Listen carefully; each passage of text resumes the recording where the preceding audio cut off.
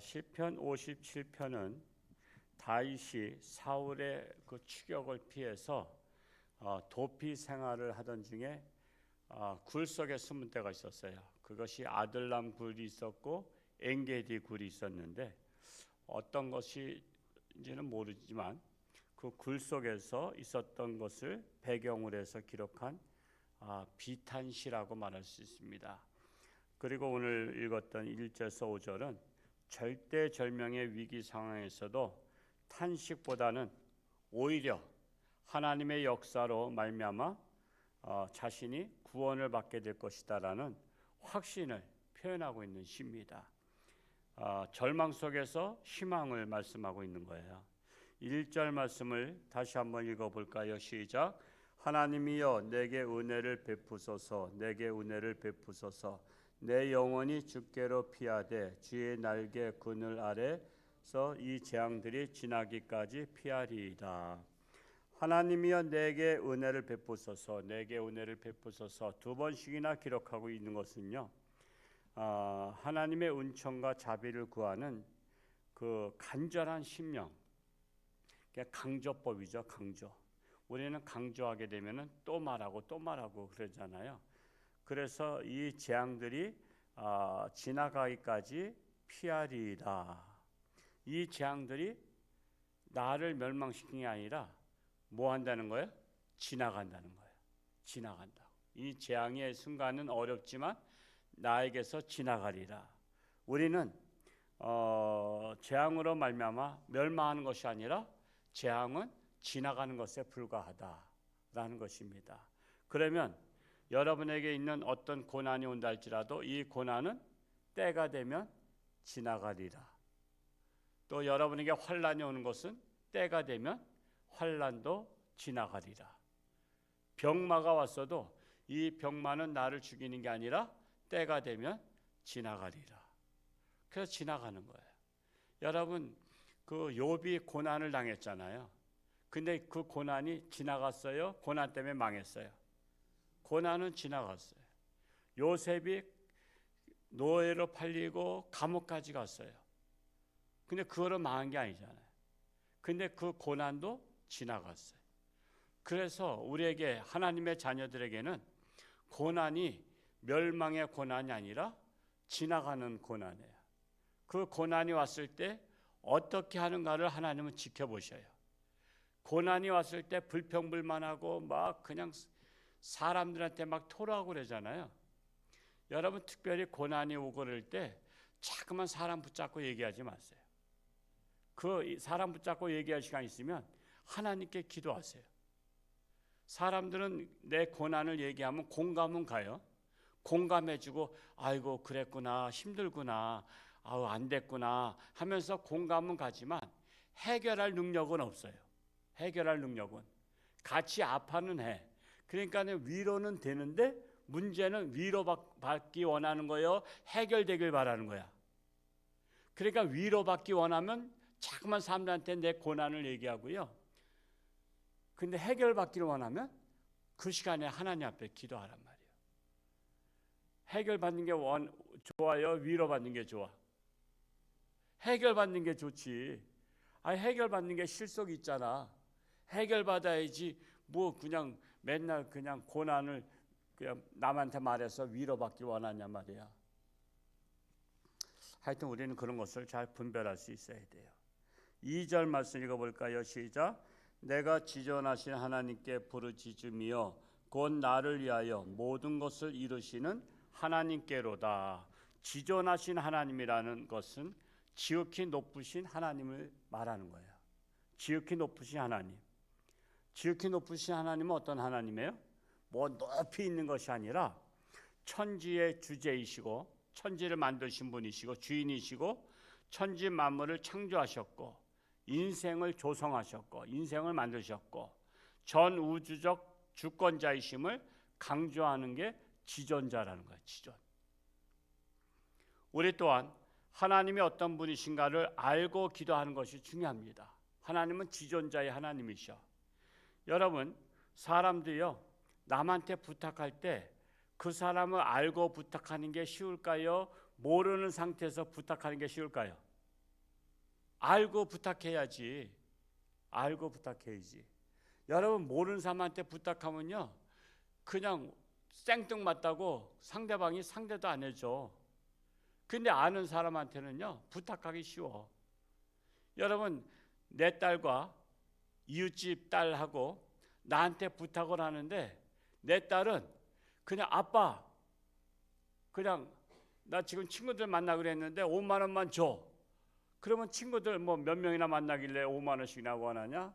그랬더니 한 10명 만나는데 한 5만 원 필요해. 그러면 그냥 주는 거야. 근데 이웃집 딸이 부모가 어디 가셨어. 그래서 나한테 부탁하는 거야. 알고 있으니까. 아저씨, 이웃집 아저씨인 거 알고. 그러니까 이웃집 딸이 나한테 부탁하려면 그거 쉬워요, 어려워요? 부탁도 어렵고 들어주기도 어려워. 이거 얘가 갑자기 왜 나한테 돈을 달라래? 그래서 우리가 아는 게 중요한 거예요. 그래서 우리가 하나님 앞에 기도가 잘 이루어지려면요, 하나님을 알아야 돼. 하나님을 알고 하나님의 마음이 내 마음, 내 마음이 하나님의 마음. 그러면은 하나님 하고 아시죠? 그러면 그냥 끝나는 거야. 뭐 구구절절히 전능하시고 자비로우시고 은혜로우시고 뭐 생사화복을 주관하시는, 그냥 미사하고 쓸 것도 없어. 하나님 아시죠? 내 생각을 아시는 하나님. 그러면 되는 건데, 하나님을 모르니까는 하나님에 대해서 자꾸만 여러 가지 미사학을 쓰는 거야. 하여튼 하나님을 아는 방법은 어떨까요? 우리의 말씀을 통해서 아는 방법. 그래서 하나님의 말씀을 끊임없이 봐야 돼.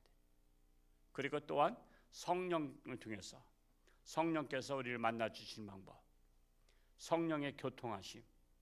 그래서 우리가 하나님을 힘써 아는 것이 중요하다라는 거예요. 3절 말씀 읽어볼까요? 시작. 내 영혼이 그가 하늘에서 보내사 나를 삼키려는 자의 비방에서 나를 구원하실지라. 하나님이 그의 인자와 진리를 보내시리로다. 그가 하늘에서 구원의 천사를 보내사 구원하여 주실 것을 고백하는 내용이에요. 하늘에서 보내사, 누굴 보내요? 구원의 천사. 하나님은 모든 성도에게 돕는 천사를 주셨어요. 우리 한번 찾아볼까요? 히브리서 1장 14절. 우리 모두에게는요 돕는 천사가 있습니다. 하나님이 우리한테 비서들을 보내주신 거야. 너 누구를, 그냥 왕에게는 항상 그림자같이 따라다니는 사람이 있잖아요. 암행어사도 따라다니는 사람이 있어요. 누구가 해코지 하려면 딱 나타나서 그를 도와주잖아요. 히브리서 1장 14절 같이 한번 읽어볼까요? 시작. 모든 천사들은 섬기는 영으로서 구원받을 상속자들을 위하여 섬기라고 보내심이 아니냐. 모든 그 천사들은 섬기는 영이야. 섬기는 영으로서 구원받을 상속자, 우리가 구원받을 상속자잖아요. 그래서 우리 구원받을 자들에게는 그 천사를 보낸 거야. 우리 눈에 안 보일 뿐이야. 암행어사 눈에 그림자같이 따라다니는 무사가 있어. 호위무사라 그러죠. 호위무사가 이 암행어사가 위험에 처했을 때는 딱 나타나는 거야. 나타나서 암행어사를 구하는 거야. 왕에게도 호위무사가 따라다니는 거 아시죠? 내가 민간 사찰을 좀 해봐야 되겠다. 그래서는 왕복을 벗고 일반 옷을 입고서는 밖에 나가. 그러면 호위무사가 그림자같이 따라다녀. 그게 바로 돕는 천사야. 돕는 천사. 지금 이 돕는 천사에게 지금 고백하는 거예요.